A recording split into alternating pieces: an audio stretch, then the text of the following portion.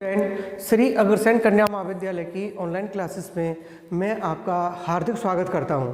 तो बेटा आज हम कवर करेंगे जो नेक्स्ट टॉपिक है आपका कि संचयी के पदों में आघूर्ण, संचयी के पदों में आघूर्ण के movements in term of complaints. तो देखिए एज वी नो दैट जैसे कि हम जानते हैं कौन से संचयी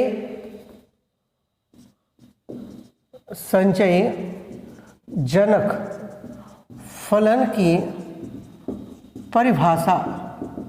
परिभाषा से क्या होगा बेटा, k of t is equal to log m subscript 0 of t के बराबर होगा। इसको समीकरण 1 दे देते हैं। ठीक है बेटा, ये तो संचयी जनक फलन की क्या हो गई, परिभाषा हो गई।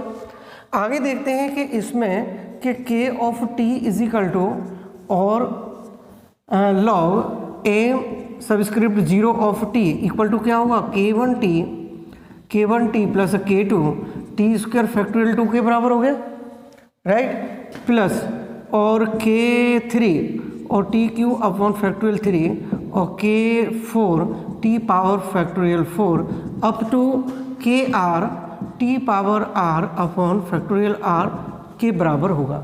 ठीक है, आगे देखते हैं इसमें समीकरण 1 से एक चीज़ और देख लेते हैं इसमें कि m सबस्क्रिप्ट 0 ऑफ t की जो वैल्यू क्या होगी आघूर्ण के पदों में, कि 1 प्लस कि μ1 dash t plus μ2 dash t square और फैक्टोरियल 2 और प्लस μ3 डैश और t cube upon factorial 3 dot dot μr dash T पे पावर r फैक्टोरियल के बराबर हो गया। ठीक है, तो समीकरण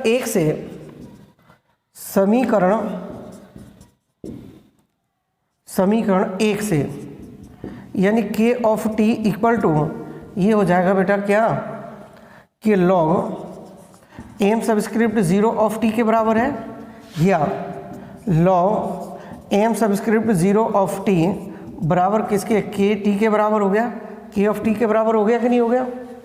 अगर हम इसमें m सबस्क्रिप्ट 0 ऑफ t की जो वैल्यू निकालेंगे बेटा तो क्या आएगा, बताओ क्या आएगा इसमें, ये जो वैल्यू आएगी आपकी e to the power k of t के बराबर होगा। देखो एक चीज़ मैं और समझाना चाहता हूँ आपको कि आपने पूछा था कि विचर किसको कहते हैं।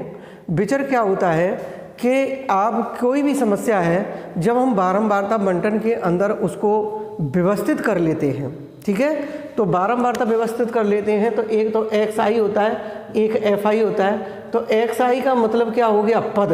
तो इसके पद कौन से, इसके आंकड़ों को इसमें व्यवस्थित करते हैं x2 x3 और xn। इसकी बारंबारता होती है कि fi है तो f1 f2 और f3 और fn के बराबर ये बारंबारता होगी कि नहीं होगी। तो बारंबारता की सहायता से हम pi निकालते हैं, pi is equal to xi upon fi। ठीक है, तो टोटल फ्रीक्वेंसी इसके बराबर निकालते हैं, तो pi की वैल्यू होती है।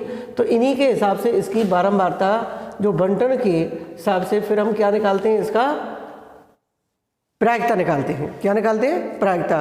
तो x जो है आपका वेरिएबल होता है, इसको हम रैंडम वेरिएबल भी बोलते हैं, वेरिएट बोलते हैं, और इसको हम पद भी बोल सकते हैं। विचर एक लैंग्वेज है हिंदी की, तो इसको हम विचर बोलते हैं। ठीक है, तो ये जब का है कि जब मूल बिंदु के परत है क्या हो कि ये विचर तो x है, विचर माने पद x है, और मूल बिंदु के परते जो है संचयी फलन ये होता है, ये इसके बराबर k of t is equal to log m subscript 0 of t। ये x का है बेटा, किसके लिए, x का। अगर आप यहाँ पर x रखना चाहें तो ये x का ही माना जाएगा। इसको x विचर में यहाँ लिखते हैं और इसको हम यहाँ लिखते हैं। ठीक है, तो ये समझ में आपके आ गया होगा। ठीक है, तो ये m सबस्क्रिप्ट 0 है, ये इसकी परिभाषा से आता है। मैंने इसमें k of t equal to log m subscript 0 of t ये इसमें ब्रेक किया है, जैसे कि हमने प्रूफ कर लिया है पहले। फिर इसमें m सबस्क्रिप्ट 0 ऑफ t ये आघूर्ण के पदों में है, और समीकरण 1 से हमने इसको व्यवस्थित किया है। आई थिंक आपकी समझ में आ गया होगा। ठीक है, अब हम इसको क्या करते हैं कि m subscript 0 of t equal to e to the power k of t की वैल्यू निकालेंगे, तो k1t plus K2 t square factorial 2 और K3 T cube upon factorial 3 और अप टू किसके बराबर होगा, के आर और टी पे पावर आर, आर फैक्टोरियल के बराबर होगा कि नहीं होगा, और भी आगे निकाल सकते हैं। ठीक है, तो इसको हम सॉल्व करते हैं बेटा, बहुत इजी है। ठीक है, आप ऐसा ना समझें कि ये M subscript 0 of T is equal to गुणा में खाते जुड़ जाती है, तो ई टू दी पावर कितना होगा कि k1 टी और e to the power k2 और टी स्क्वायर फैक्टोरियल 2 के बराबर ई टू दी पावर k3 और टी क्यू अपॉन फैक्टोरियल 3 और ले लीजिए आप ई टू दी पावर के आर और टी क्यू अपॉन वो टी आर सॉरी और आर फैक्टोरियल के बराबर होगी कि नहीं होगी बताओ। तो ये ई टू दी पावर में रखा है। अब हमें क्या करना होगा कि एम सबस्क्रिप्ट 0 ऑफ टी, इसका प्रसार देखें हम, ई टू दी पावर एक्स का प्रसार क्या होता है कि 1 plus x square upon factorial 2 x Q upon factorial 3 dot dot ये होता है। इससे हम सॉल्व करें इसका तो एम सबस्क्रिप्ट 0 और सबस्क्रिप्ट 0 टी इक्वल टू कितना हो जाएगा, ये किसके इक्वल होगा ये बताइए, ये हो जाएगा हमारा किसके कि ई टू दी पावर एक्स का इस प्रसार को खोलें तो 1 प्लस एक्स के स्थान पर k1 T plus k1 T का square upon factorial 2 dot dot, फिर इसको खोलें तो क्या आ जाएगा इसमें कि 1 प्लस और k2 t square upon factorial 2 और k2 t square upon factorial 2 का स्क्वायर अपॉन फैक्टोरियल 2 के बराबर हो गया। और ले लीजिए आगे, फिर ऐसे ही थर्ड वाले को लें तो 1 प्लस k3 और टी क्यू अपॉन फैक्टोरियल 3 के बराबर हो गया और प्लस k3 और टी क्यू अपॉन फैक्टोरियल 3 ये हो गया होल स्क्वायर अपॉन फैक्टोरियल 2 के बराबर। और एक आर्मा और है आपका कितना 1 प्लस और इसको करेंगे तो के आर और T R upon factorial R के बराबर है, तो K R T R upon factorial R का कितना हो जाएगा होल स्क्वायर अपॉन फैक्टोरियल 2 के बराबर आएगा। ठीक है, अब इसकी वैल्यू क्या होती है हमारे एम सबस्क्रिप्ट 0 की वैल्यू आघूर्ण के पदों में कि 1 plus μ1 dash T μ2 dash T square upon factorial 2 μ3 dash T cube upon factorial 3 dot dot, यानी ये म्यू आर डैश टी पे पावर आर आर फैक्टोरियल और ये इक्वल्स टू ये बनेगा हमारा कि 1 प्लस k1 टी और k1 टी का होल स्क्वायर अपॉन फैक्टोरियल 2 और दूसरे में ये डॉट डॉट हो रही है इसमें। ठीक है, और 1 plus k2 T upon factorial 2 और k2 t square factorial 2 factorial t का square upon factorial 2 dot dot इसके बराबर हो गया। दूसरा और है इसमें इनटू में ही तीसरा कि 1 प्लस k3 और टी क्यू अपॉन फैक्टोरियल 3 और प्लस ये हो जाएगा k3 और टी क्यू अपॉन फैक्टोरियल 3 का होल स्क्वायर और अपॉन फैक्टोरियल टी के बराबर आएगा। आर वाला और देख लेते हैं कि 1 plus K R T R factorial R plus K R और टी पे पावर आर फैक्टोरियल आर का होल स्क्वायर अपॉन कितना है, कितना ही है फैक्टोरियल 2 के बराबर होगा। ठीक है, जब हम इसका क्या करें मल्टीप्लाई करें तो देखो सब में 1 1 तो आएगा ही, इसका इससे करें इसका इससे करें तो सबका 1 1 आएगा कि नहीं आएगा, 1 से 1 कैंसिल आ जाएगा। फिर हम इसके गुणांकों की तुलना करेंगे। ठीक है, तो गुणा करने के बाद राइट हैंड साइड का गुणा करने के बाद टी स्क्वायर अपॉन फैक्टोरियल 2 और टी क्यू अपॉन फैक्टोरियल 3 और टी पे पावर आर और आर फैक्टोरियल के गुणांकों की तुलना करने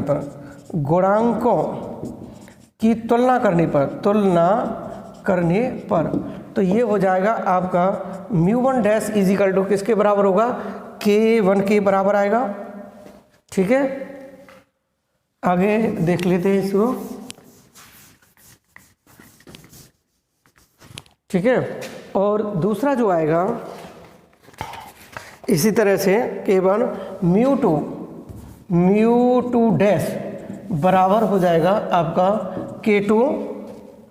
K2 प्लस K1 स्क्वायर के बराबर म्यू 3 डैश जो बनेगा वो K1 क्यू प्लस 3K1 और K2 प्लस K3, और इसी तरह से आप आगे भी निकाल सकते हैं। ठीक है, ठीक है, ये हो गया आपका। अगला टॉपिक है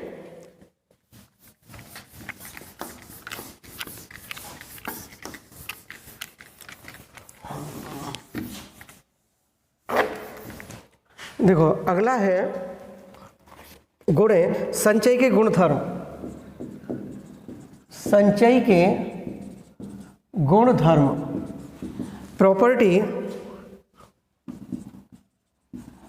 प्रॉपर्टीज ऑफ कॉमुलेंट।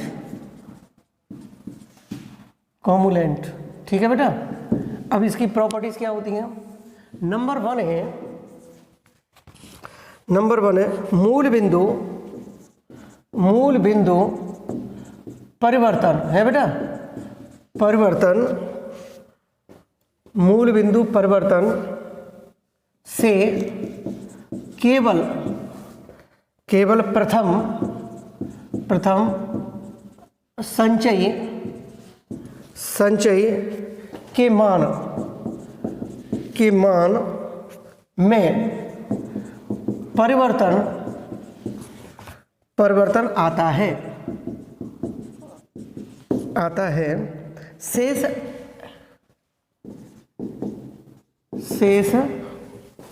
अपरिवर्तित रहते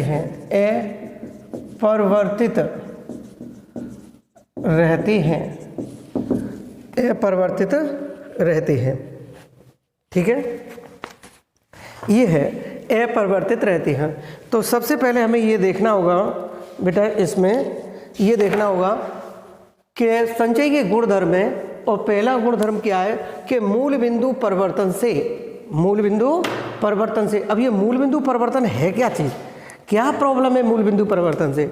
जैसे कि मान के चलो कि ये जो मूल बिंदु है ये 0 है, तो ये आगे जाएगा a हो सकता है ये प्लस में, और ये a माइनस हो सकता है। तो इस बिंदु से या तो घट के आएगा या फिर वो बढ़कर आएगा। ये x है बेचारा, x है तो x का मूल बिंदु पता x है, ये इधर माइनस हो सकता है या प्लस हो सकता है। तो ये मूल बिंदु यानी मूल बिंदु से या तो कम हो सकती है वैल्यू या फिर मूल बिंदु से बढ़ जाती है। तो यानी इसका जो है कि मूल बिंदु परिवर्तन से केवल प्रथम संचय के मान में परिवर्तन आता है। देखते हैं, सॉल्व करके पता लगेगी। आता है और शेष जो है अपरिवर्तित रहते हैं, यानी शेषों में कोई परिवर्तन नहीं आता है। ठीक है, कि जब देखो हल है इसमें कि देखो जब विचर x हो तो मूल बिंदु के परत है यानी आघूर्ण जनक फलन क्या होना चाहिए बेटा आपकी नज़र में?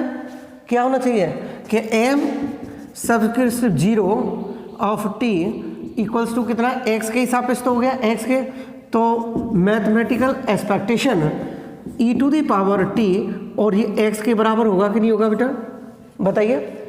जब आप इसको सॉल्व करेंगे तो m subscript 0 of t x के बराबर है, तो summation i1 to n P I e⁻ कितना हो जाएगा, t ऑफ x के बराबर हो गया कि नहीं हो गया। इसको आप समीकरण कौन सा ले लें, 1 ले लें। अब देखो प्रश्न की शर्त क्या कह रहा है कि इसमें परिवर्तन किया जाए, तो ये तो मूल बिंदु के था। प्रश्न की शर्त के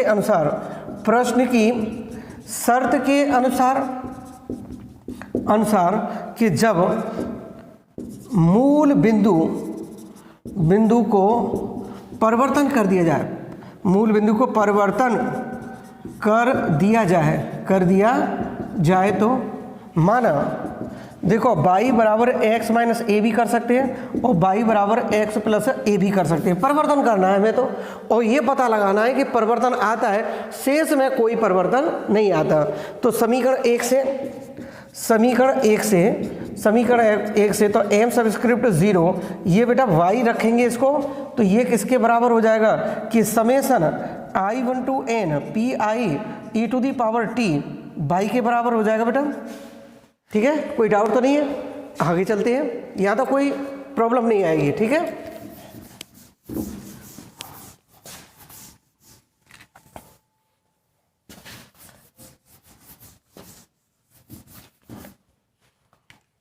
देखो m सबस्क्रिप्ट 0 ऑफ t ये बेटा y के बराबर हो गया और summation i1 to n P I के बराबर है और e to the power t है और x की वैल्यू क्या, वो t y की वैल्यू क्या रखेंगे आप, y माइनस ए रख सकते हैं और ये भी रख सकते हैं, तो ये रख लीजिए।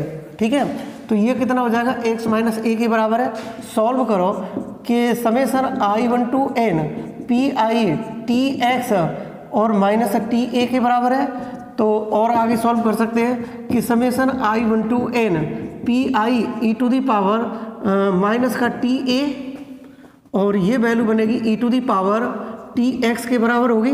रखिए यहाँ पर, तो ये वैल्यू जो बनेगी, देखो इसमें आपका परिवर्तनी तो है ए और विचर कहाँ पर है, एक्स ये है, तो इसको बाहर निकालिए, तो इसको e to the power minus T of a summation i1 to कितना हो जाएगा, i1 टू n और p i e to the power t x के बराबर हो गया। ठीक है, अब देखो ये किसके बराबर है, देखो किसके बराबर है कि summation i1 to n P i और e to the power t x जो है m सबस्क्रिप्ट 0 ऑफ t के बराबर होगा। ठीक है, x के बराबर। ठीक है, x के बराबर होगा कि नहीं होगा। अब देखो यहाँ से देखें m subscript 0 of t y equal to E to the power minus T of a।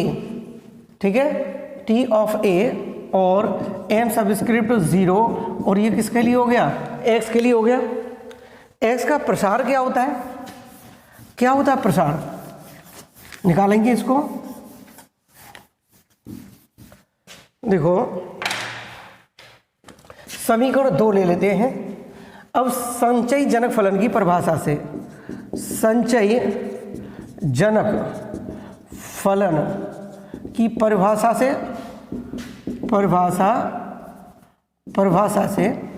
संचयी जनक फलन की परिभाषा से तो क्या होता है बेटा, k ऑफ t x के लिए हो गया ये, x के लिए, और log m subscript 0 of t ये x के बराबर होगा कि नहीं होगा।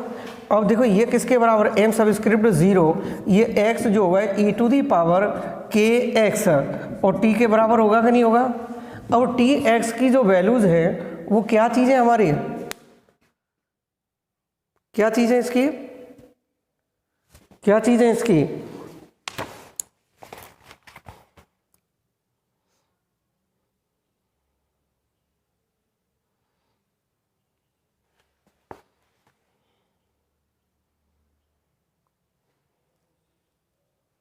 ये वैल्यू हो गई m बाई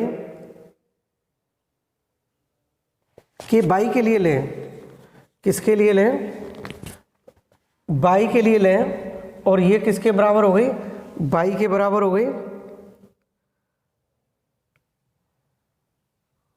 बाई के बराबर हो गई। अब इसे हमें सॉल्व करना होगा कि इसकी वैल्यू किसके इक्वल हो गई। तो समीकरण 1 का ये है, इसके बराबर हो गया इसको कि समीकरण 2 का दोनों ओर लॉग लेने पर, दोनों ओर लॉग लेने पर, लॉग लेंगे तो log m subscript 0 of t ये बनेगा हमारा y के इक्वल, और ये जो बन जाएगा कि ये log e to the power minus T of a और गुणाम लग रहा है यहाँ पर, तो ये log m subscript 0 of t और ये x के बराबर हो गया। ठीक है, तो ये किसके बराबर है, लॉग, तो k बाई टी के बराबर हो गया, और ये जो बनेगा हमारा कौन सा है कि e to the power T minus T of a के बराबर हो गया, और प्लस इसका जो प्रसार निकालेंगे x का, क्या निकल के आएगा, क्या निकल के आएगा, k1t, लेकिन x पे आएगा ये t, और plus k2 t square upon factorial 2 और t वो k3 और t क्यू अपॉन फैक्टोरियल 3 और एंड सो ऑन। तो k by of t equals to, इसमें से कॉमन लें तो कितना आ जाएगा k1 माइनस ए टी और प्लस फिर k2 t square upon factorial 2, ठीक है, और plus k3 T cube upon factorial 3। तो आपको क्या पूछा गया था कि पहले में परिवर्तन आता है, बाकी दूसरे में और अन्य कैसे रहते हैं, अपरिवर्तित रहते हैं। यही हमें प्रूफ करना था, ठीक है, यही हमें प्रूफ करना था, ठीक है। अब इसका हम निकालें तो k1 k/1 T plus k2 k/2 T k/2 T के बराबर होगा, k/2 टी के बराबर होगा, और ये प्लस ये हो जाएगा कि टी स्क्वायर अपॉन फैक्टोरियल 2 के बराबर है, और ये जो होगा कि k3 अर्थात डायरेक्ट निकाल दीजिए y1 पे, तो k1 की जो वैल्यू आएगी वो किस पे आएगी, x1 पे आएगी, y की है तो ये y1 पे आएगी, और इसकी वैल्यू जो है हमारी k1 माइनस ए और k/2 इजिकल टू kx1 आ जाएगा, kx2 के बराबर है। भाई ये तो x का है, ये मैं लिख देता हूँ, ये x की है, और ये सारी कितनी है, y के, तो y1 पे k1, y2 पे निकालेंगे तो कितना हो जाएगा, k2 आ जाएगा, kx2 आ जाएगा, और y3 का निकालेंगे तो x3 के बराबर, और इसी तरह से और भी निकाल सकते हैं, ठीक है। तो आपके समझ में आ गया होगा। आज के लिए इतना ही, बहुत इजी थे, ठीक है, और इनको सॉल्व करना, ठीक है। आज के लिए इतना ही, थैंक यू वेरी मच।